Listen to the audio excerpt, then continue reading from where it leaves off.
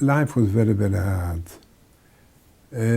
When I worked in the fishing command, the food was a little bit better. And when I worked in the agricultural place, I could steal a carrot or a thing, you know. We were among food lying around, but they guarded us. But from time to time, could do that. And then I've heard that the crematoriums were blown up because we could see bombers, American bombers, about 500 passing by, and British bombers, nighttime bombed. And we knew the war was not going right for the Germans. And it was January the 18th, we were counted, and outside was minus 25 degrees, snow, deep snow, winds blowing, and they took us out on the death march. They cleared the whole Auschwitz out. They just left one hospital. They were going to shoot them all and they had no time, so they had to leave. We marched out on the 18th of January 1945, the death march, and we walked for about 3 days without any food, in the striped pyjama. We were freezing. It was so cold, it was terrible. And we arrived at the station, and we were loaded on the station, and we were taken to a place called Buchenwald, next to Weimar, in Germany. The camp was about 8 kilometers from Weimar, in a forest. And there we were more dead than alive when we arrived. And they gave us a hot shower,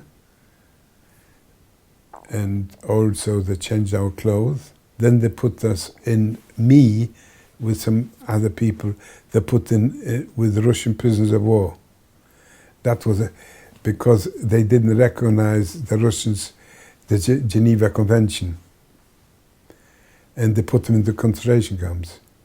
I was there for about 3 weeks, and then eventually they took us out and put us into a children's barrack, Block 66. We were children, different age group, and there we were about 1,000 children in that barrack, also sleeping the same situation as in Auschwitz. But one thing, we didn't work there. It was in 1945, and the prisoners had a bit of a say with the SS, a little bit. And they made sure we don't work, the children. And on the 7th of April, 1945, a few barracks were called out on the loudspeaker, and ours was called as well. And they gathered us together, and 3,000 were taken to Weimar, to the city of Weimar, and were loaded onto open wagons. That was April. Rain, winds, terrible. And we started off on our journey for a whole month. Open wagons, no cover, nothing. Some people had blankets and some didn't. I didn't have a blanket. And so many people died on the train. 2,400 died on the journey. 600 arrived alive in Czechoslovakia on the 4th of May, 1945. And we were taken into Theresienstadt. And we were there for 4 days. And it was the 8th of May, 1945, the end of the war in Europe. And the Germans were defeated. And we liberated by the Russian army.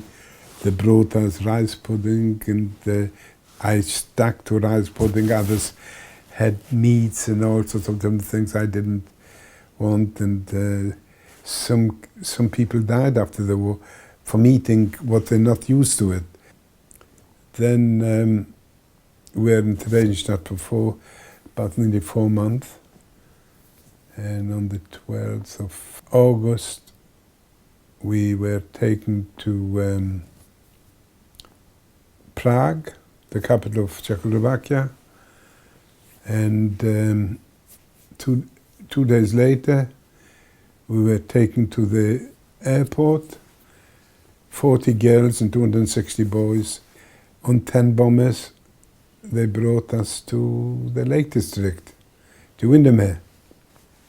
Just outside Windermere, each one had a little cubicle, and there were a bed and a wardrobe and a chest of drawers, because people worked in the factory making aeroplanes there.